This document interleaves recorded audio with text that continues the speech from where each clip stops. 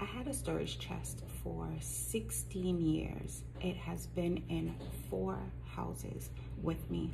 And when I was cleaning my house yesterday, I looked at it. I had it loosely covered in fabric as kind of a makeshift ottoman in one of the guest rooms downstairs. And I was like, I want to get rid of this. It's so old. It doesn't look good. It doesn't really match the aesthetic that I want, right?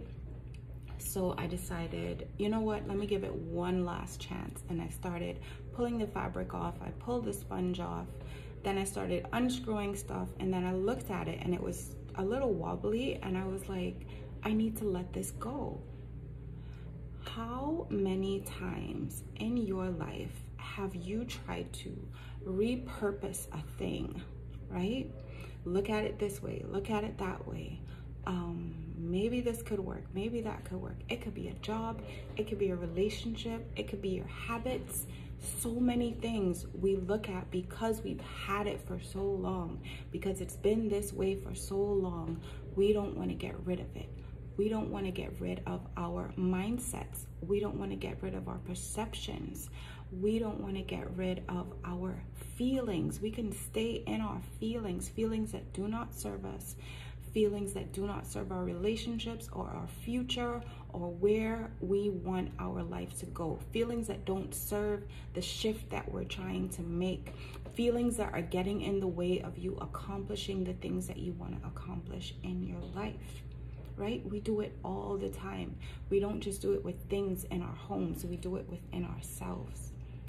Do you know that just last night I ran out to get a rotisserie chicken?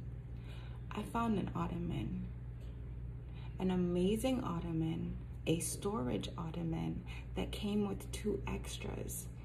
This is to tell you, when you decide to get rid of what no longer serves you, when you decide to get rid of what is old and what is just taking up space in your home, in your mind, in your heart, you make room for something new.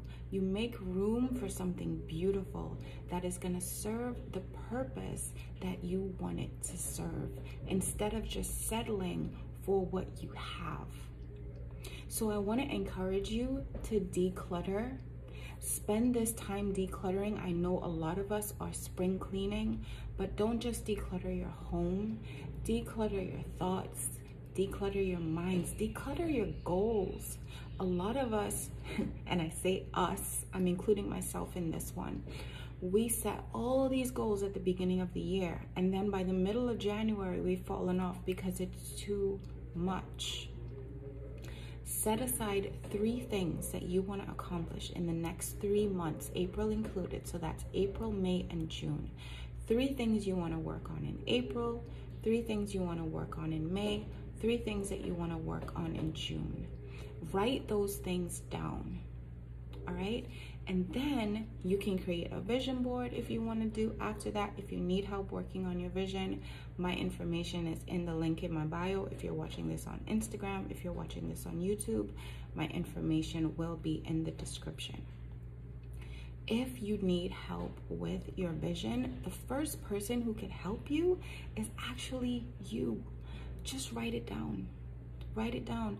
I think it's less than 3% of Americans have written goals that they're looking at every single, as a matter of fact, and less than 1% of them look at those goals every single day.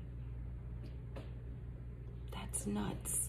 We're all just floating through life. We're floating through life, holding on to old stuff and wishing for something new to happen in our lives. Right? So I want to encourage you.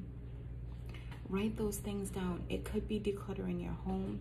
It could be decluttering your closet. It could be decluttering your phone.